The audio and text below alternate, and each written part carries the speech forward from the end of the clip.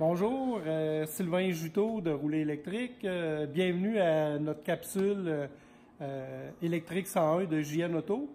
Je suis présentement dans une BMW i3 avec Nicolas, qui est conseiller. Bonjour Nicolas, qui est conseiller spécialiste en véhicule électrique.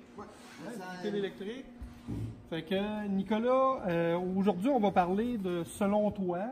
C'est quoi le combo famille électrique, le meilleur combo selon toi, à prix abordable, des véhicules électriques légèrement usagés qui ont peut-être 2-3 ans d'âge. Donc, c'est donc des véhicules que sont abordables pour les familles de la classe moyenne, puis donc pas trop dispendieux à l'achat, mais en plus, il n'y a plus de gaz ou presque plus de gaz à payer sur la facture mensuelle.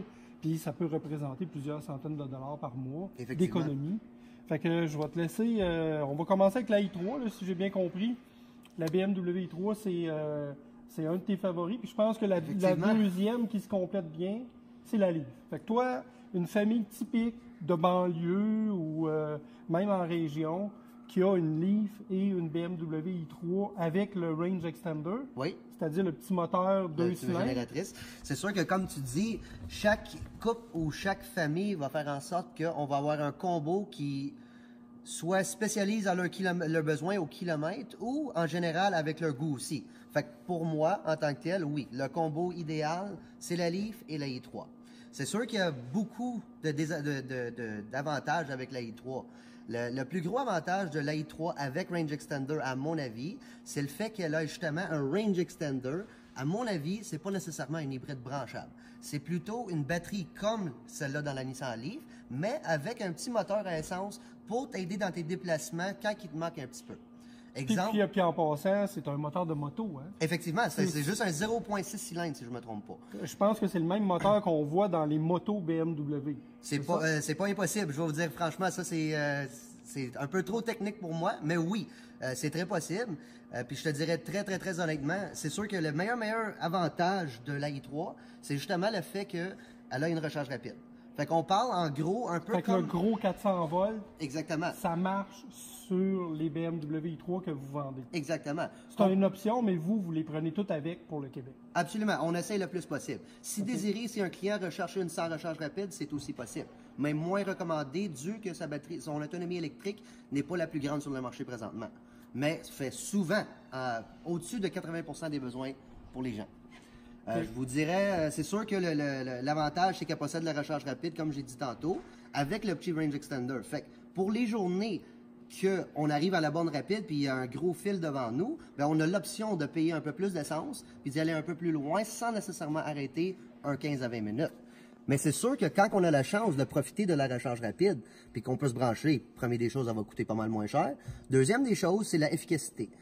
Si on prend comme exemple, principalement chez nous, la voiture électrique primaire, c'est la Nissan Leaf, que malheureusement, des fois, son désavantage au niveau de l'hiver, quand on veut recharger la batterie sur une 400 volts, est plus lente, à cause que la batterie est froide. La BMW i3, elle perd beaucoup moins d'efficacité au niveau d'une recharge rapide. À cause qu'il y a un système de gestion thermique. Exactement. Fait que ça, c'est une des forces de la BMW i3. Absolument.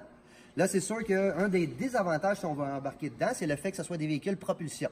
Mais c'est pas comme qu'on pense avec une Mustang ou une Camaro à l'époque. C'est à cause du poids de la batterie qui est très bien distribué, ça se promène super bien dans la neige.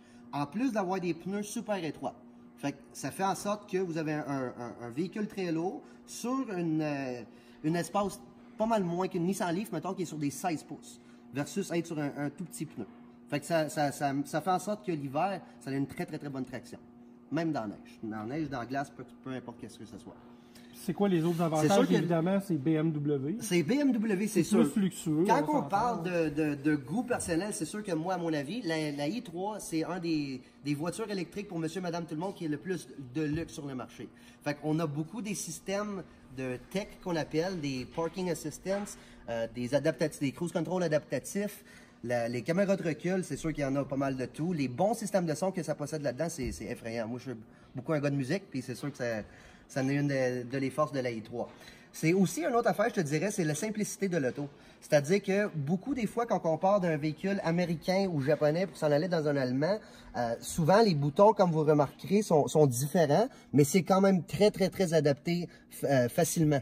C'est pas complexe du tout. Tout est pas tactile, excuse-moi. On a une roulette qu'on peut prendre qui est aussi touch. Fait qu'on peut écrire là-dessus si on veut.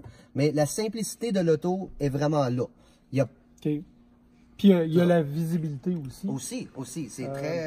C'est pas mal plus haut de taille que certains véhicules. Fait qu'au niveau de la pare-brise et la vitre extérieure, on voit beaucoup mieux. Contrairement à, mettons, son compétiteur qui serait la Volt. La Volt, exactement. Okay. Moi, je te dirais...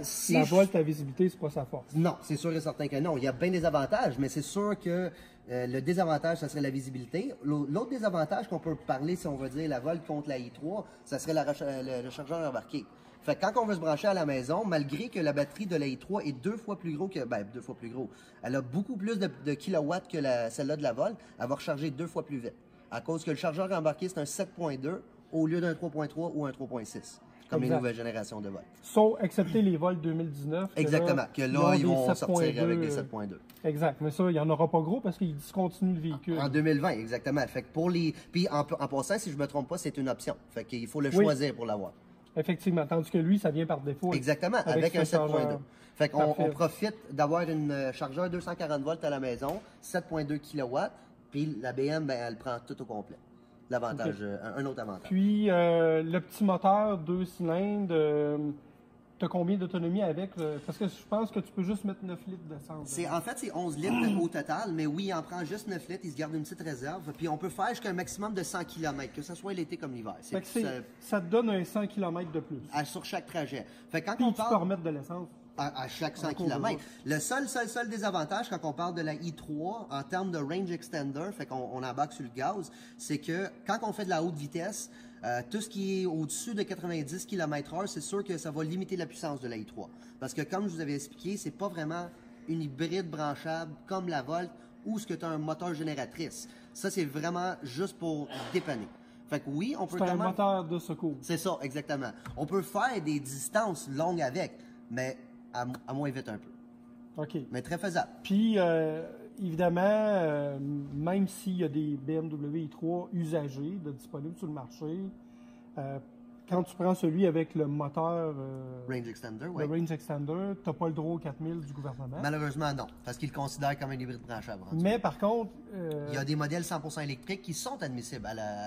Puis ils sont moins chers à l'achat aussi. Effectivement, et je pourrais te dire vite de même, c'est une bonne différence d'entre 4 à 6 000 $ pour un Range Extender. En plus du 4000 du gouvernement. Exactement. Fait qu'effectivement, tout dépendamment de ces déplacements locaux pour le client, bien des fois, ça va être une i3 avec une 100% électrique à place d'avoir le Range Extender. En plus du fait que si on compare, mettons, avec la Leaf, parce que j'en ai une, l'avantage de la i3, c'est qu'on peut faire grosso modo les mêmes trajets, convaincu de mon coup, à peu près le même pourcentage, mais contrairement à la Leaf que les gens aiment moins, la i3, sa force, c'est le chauffage. Elle chauffe vraiment à full pin. Il y a une bonne chaufferette l'hiver. Vraiment beaucoup, comparé à la Leaf. C'est important, ça. Très important. Parce que beaucoup des clients, c'est pas nécessairement l'autonomie de la Leaf que ça leur dérange, mais c'est le fait qu'il fait un peu plus froid dedans. Définitivement. Mais le côté désavantageux, si on veut d'abord, c'est que c'est juste des 4 passagers. Fait que ça dépend vraiment de l'entier. Fait que si je comprends bien, un combo intéressant pour certaines familles, oui, ça pourrait être une BMW i3 100% électrique. Effectivement. Puis une Volt. Ah, effectivement, c'est pas méchant non plus. Effectivement. Mais toi, ton coup de cœur, c'est la i3 avec le Range Extender. C'est ça. Et la Leaf. Fait qu'on va aller voir la Leaf. Pas de problème. Suivez-nous.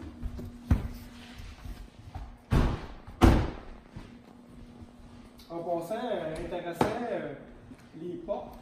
les portes sont suicides là-dessus. On appelle ça suicide. Ça, c'est unique à la BMW i3. Ça fait que c'est plus accessible pour embarquer, mais par contre, il faut ouvrir la porte avant pour ouvrir la porte arrière. Effectivement, mais ça fait en sorte que c'est une autre sécurité de plus pour les enfants. OK, ça, oui, c'est vrai ça. Puis en passant, la voiture est complètement faite en composite recyclé. Hein? Effectivement, il n'y a pas d'acier, hein, ou presque pas d'acier. Presque pas. Ce qui reste en matériaux recyclables, si on veut, le body est tout fait en plastique, on peut l'entendre au cou. Il y a du polymère récupéré, voyons. Fibre de carbone. Puis, toutes les bouts, comme on voit le fibre de carbone ici, puis toutes les bouts de frame sont toutes faites en aluminium aussi. Fait que comme tu dis, il y a comme presque peu. Pas 100%, mais il y a de l'acier quand même. Si on veut voir un peu au niveau du capot, excuse-moi, je marche trop vite.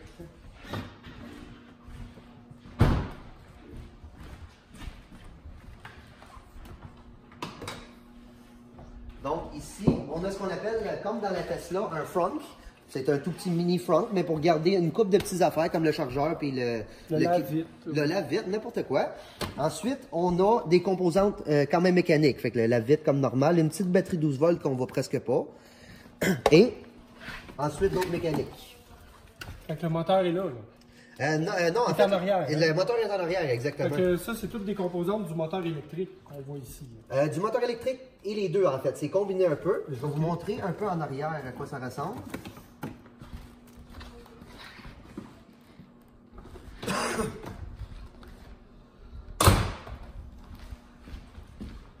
On met l'essence en avant. Et les recharges électriques 240 et rapide ici en arrière. Et puis, les dernières composantes mécaniques dans la i3 sont toutes situées dans la valise, où est-ce que le range extender il serait vraiment localisé en dessous. Puis, on a un petit gauge pour vérifier notre niveau d'huile. Après ça, on parle de plus technique, puis peut-être d'aller voir un conseiller pour avoir de l'entretien nécessaire. Okay. Dernier point, oui. Tu as parlé tout à l'heure des pneus qui sont étroits, donc c'est Effectivement. dans la neige. Oui. Mais les pneus d'hiver sont plus faciles à trouver, puis ça coûte cher.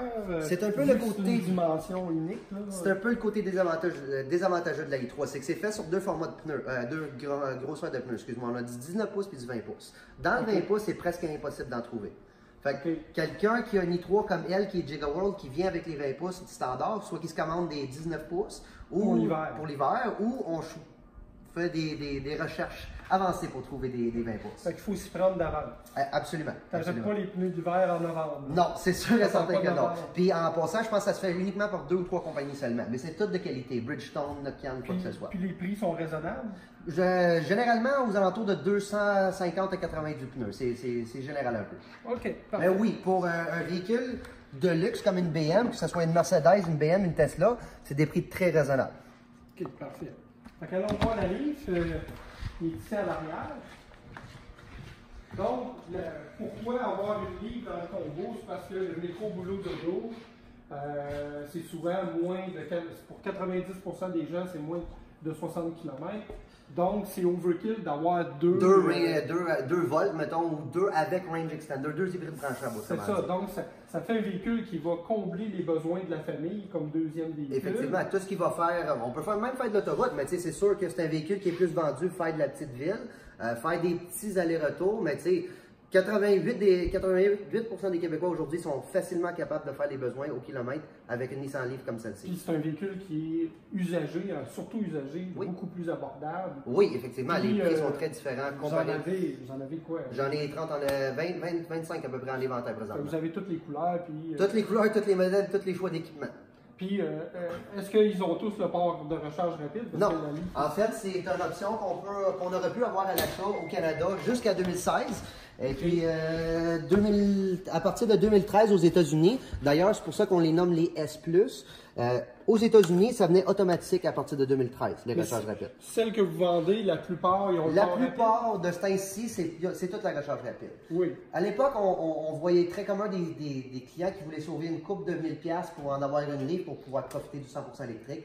Mais de plus en plus, le monde se prend ça avec une recharge rapide. OK. Puis la Leaf, l'été, pour la 24 kWh, mettons les 2015 et moins, on parle de 120, 130 km. Je dirais un 120 à 130 km d'autonomie. Ça peut être même jusqu'à 140, 150 bien étiré. On s'entend là-dessus.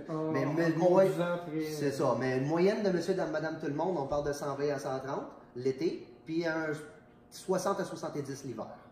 Réellement. Ce qui compte pas mal les besoins, surtout quand tu as un deuxième véhicule. Exactement, pour lui qui va faire les plus loin des trajets. Oui, c'est ça. Et souvent, on voit ça dans les coupes duo, si on veut. Des fois, ça dépend de qui fait quoi dans quelle journée, mais on échange souvent. Ça, c'est quelque chose qu'on voit très souvent.